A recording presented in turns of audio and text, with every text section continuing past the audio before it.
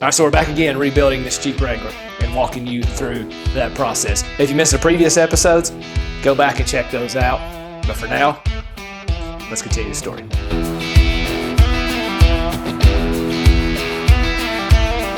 Up to this point, I've got you through the auction process, actually buying this Jeep, going and picking it up, doing the tear down, and making the parts list. Now, I've got to find the parts Jeeps. All right, so as I mentioned before, when I rebuild a salvage vehicle, I go and buy as many parts vehicles as I need to buy to repair, in this case, this Jeep Wrangler. So the first thing I've got to do is find a Jeep Wrangler that has a straight frame. I need to start with a straight frame and then kind of build this Jeep around what I know is a good straight frame. So I go back to the auction. Once again, searching. Now my mindset has shifted just a little bit. I'm not so much concerned about price as more making sure it has the right parts that I need. And then I found it.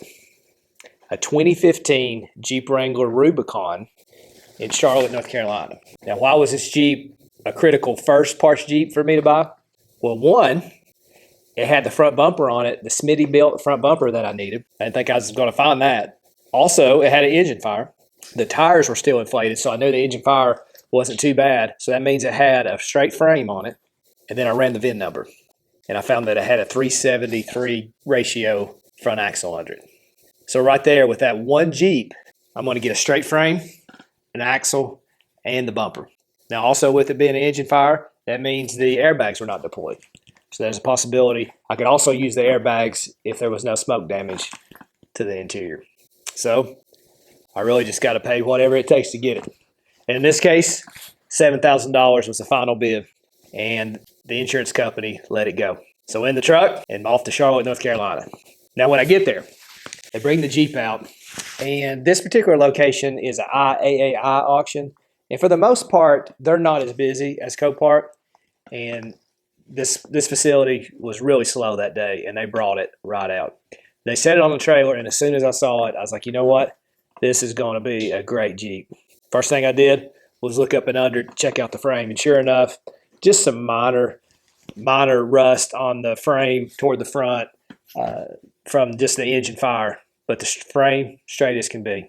Also look up and under it, and I see it has a 4-inch Terraflex lift, and it has brand new Goodyear Wrangler mud terrain tires on it. Now those tires, $450 a piece, and it's got 5 of them. Also, inside the Jeep, it looks brand new. I was like, this Jeep is as low mileage as the one I bought. Now at back, it had the same Smitty built bumper that this Jeep has on it, but it also had a tire carrier. So there's basically a free accessory for this Wrangler. So we head on back and get back to the shop and check out the Jeep a little more. Now, I ran a vehicle history on it, and sure enough, that Jeep had 23,000 miles on it. So that means I've got a nice low mileage front axle, nice low mileage frame, and also the right front door was not damaged. So I've got a door as well, all low mileage. The airbags were not hurt in it from the fire. There was some damage to the dash, but it was on the driver's side. Passenger side was perfectly fine. So now the fun begins. So when you buy parts vehicles, it adds quite a bit more work, because not only are you tearing down the Jeep you're rebuilding, but you have to do a tear down of every Jeep you buy for parts. And if the first step is to change the frame, then that means a full tear down. So off comes the body. So on these Wranglers, especially with the engine fire, most of the things you have to disconnect to get the body off is under the hood. That's all burnt. It's all gone. So any wires that were still attached, I just cut them. Unbolted the body, disconnected some shifter cables and brake lines, and the body's ready to come off. So I don't have a lift around the shop, so I have to do it more unconventional ways. And so I do have a forklift, and then I have a gantry. And so I was able to get the body off using that. But once I get the body off, now we've got a nice crispy engine sitting there, but it's bolted to a transmission that's still good, a Rubicon transfer case, and of course the axles are still under it. Now, unfortunately, the front drive shaft did get damaged in the engine fire, so I could not use that. But everything else I needed was fine. So I roll the frame outside, give it a quick wash, and then bring it back inside to finish tearing the frame down and get the axles out from under it. Now my plan is to paint this frame front to back and make it look brand new before I put it under the Wrangler.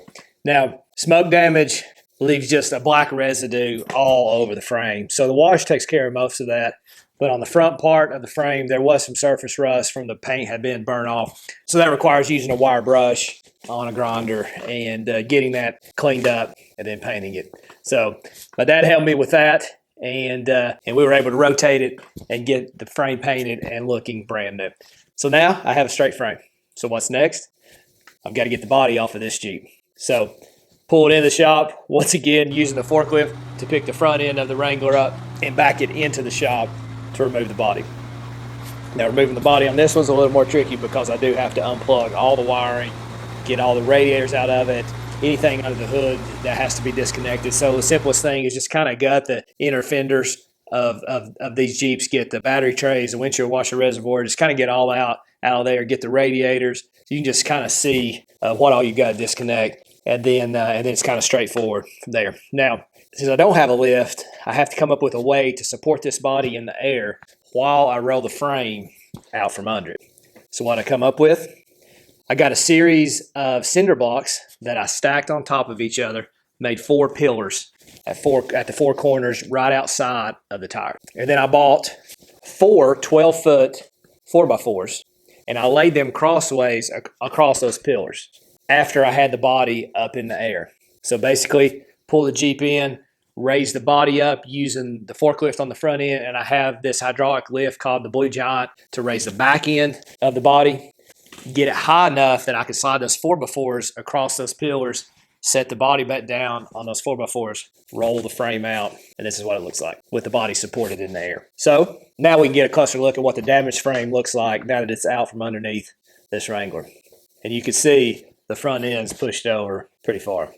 Now basically every part that's still attached to this frame has got to be transferred to the new frame. So what you grab your air tools and you get to work. Now, first thing I did is pull the drivetrain out of it. I'm able at this stage to pull the engine, transmission, and transfer case out as one assembly, pull it out, set it aside.